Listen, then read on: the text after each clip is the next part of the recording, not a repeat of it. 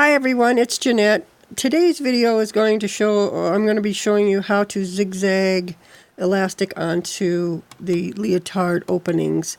I've already done the video on how to cover stitch it, but apparently some of you newbies want to know how to do this. So I apologize that I didn't do this before I did the cover stitch, but I jumped the gun, I guess. But anyway, my machine is a Brother CS6000i. It's just a little cheapy home sew machine, but I got it just because of the zigzag and buttonholes and buttons. That's all I use it for. And the elastic I use is 1/4 inch, very, very soft, as you can see. I get it by the spool on eBay. I get 144 yards for $19.95 plus free shipping. So if you need it, some of the patterns call for 3/8 inch. I prefer the 1/4 inch. It's not that much smaller than the 3/8, so and it's softer. The 3/8 seems to be really stiff, so I prefer this. And some of your patterns will tell you the length to cut the elastic, and some don't. So if your particular pattern does not tell you the length to cut it, how you can figure out the proper length for cutting is you measure the circumference of the hole, whatever it is, the leg, the arm, the neck, and say it's 14 inches. Well, then you times 14 by 0.85, and it should come out to like 12.5 inches. That's what you want to cut the elastic at. Some will also tell you to sew the ends together.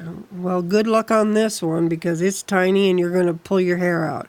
But I'll show you how to do this without sewing the ends together. And honestly, I keep mine on the spool. I don't cut anything off. I just start sewing and stretch a little bit. I mean, when you stretch, you're not going to be stretching it like this. You're not going to stretch it to the maximum. You're just going to stretch just a little bit. And once you do it, like I said, what you want to do is you want to practice. You don't want to do it on a real garment. But if you're not going to measure and you're going to do like I do, then leave it on the spool and start stretching just a little bit, or measure and see just about how much you have to stretch. So anyway, with that, we're going to go ahead and get started. I always put my seams to the back, whether it be the sides or the crotch. It always goes to the back. And then what you're going to do is you're going to line up your elastic to the edge of the fabric. Let me get a pin here. You're going to line it up with the edge of the fabric here, because you're going to be zigzagging right along the edge here of the elastic.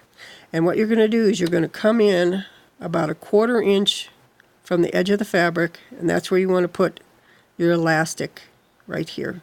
Because when you catch the elastic on this edge, it's going to come back and catch this fabric. And then when you cover stitch, all this is going to be over the elastic, and you're not going to see any elastic at all. So with that, let's get going here, and I'll show you how I do it. And it is intimidating. I know you guys are worried about all this, but I was too, because I've only been doing leotards for about 1.5 years now. So let's see here. You always want to put your needle down in the elastic, and you're just going to stretch a little bit.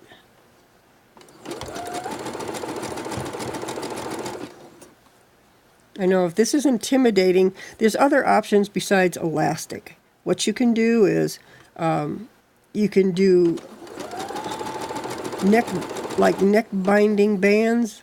You can do that on the leg and neck opening. I wouldn't do it on the sleeves because it'll look ridiculous. So if you're going to do a sleeveless, you're going to have to do the elastic to make it look nice.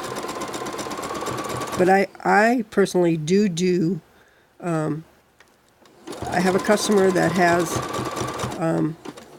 She does leotards and she uses bands. She does not use elastic. And they come out gorgeous. She sells a ton of them. They're really nice high-end leotards.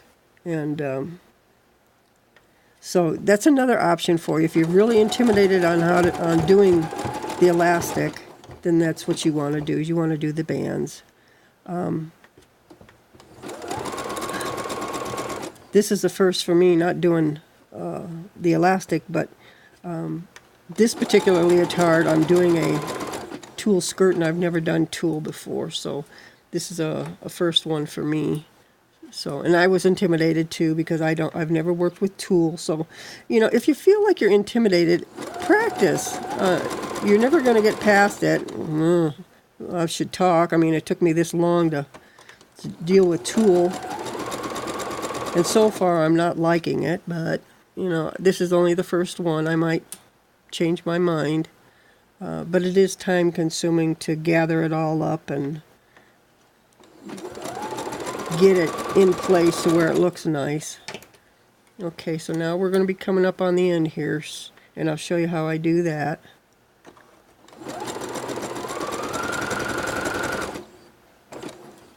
Alright, we'll go ahead and trim this thread. Alright, so we're going to bring it out just a wee bit. Like I said, you don't want to pull it like this. You just want to barely pull. And because if you you know, when you're doing this, if you've got an opening that big around for the girl's legs, you don't want it to come out like this because you'll cut off the circulation. So kind of watch that. Alright, so now what I'm going to do is when I come to the end, I'm going to overlap the beginning here. I'm going to overlap that, and then when I come over, because I know where the end is, I always started at the serge seam edge. So then what I'm going to do is I'm going to come over on this side of this serged edge and stop here. And when I get here, I'm going to actually hold the fabric in place and do a couple tack downs, and then I'll trim. So let me go ahead and do that. And you do not want to, when you're sewing the elastic on here like this, you don't want to sew down the middle of it. That takes out the elasticity of the elastic. Alright, now there's my tack down. So let me go ahead and trim all this, and then I'll show you what else you have to do.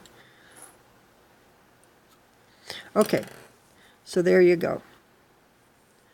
There's the beginning and the end right there. Now you see this hump and this extra fabric, you want to cut that off, but when you do, make sure you do, and see really how close that is to the elastic in there. That's what you want. So when you trim this, make sure you're not cutting any of that elastic or your thread that you just zigzagged it on with, or you're going to have it coming apart. Okay, now, like this little bit of fabric, I'm not going to worry about. Now you're going to go to the other seam, and yep, you got a hump there, so you're going to whack that off, because that may cause bogging on your cover stitch when you go to cover stitch. Now see that little bit of fabric there too? I'll cut that off. You just want to kind of make it look uniform all the way around. There you go. And you see a little bit of gathering there. You don't see a whole bunch. And this is what it should look like. And then you go over to the cover stitch machine, and of course you're going to do it from the right side, and you're going to turn it under like this, and you got to make sure it's really tight on this side. And then when you go to cover stitch, you can see the edge of the elastic there. You want your left needle to catch right on the edge of that, and your other needle, and you're going to use the narrow setting, your other needle will come in here. You do not want to cover stitch down the middle of the elastic, because that takes out the elasticity or the stretch of the elastic. So that's why you want to cover that edge and not go down the middle of the elastic. So I hope this helps. If you have any questions or requests or anything, just feel free to private message me. I'm on Facebook. I am on Cover Stitch Cover Lock Facebook page, as well as the Brother 2340 Facebook page.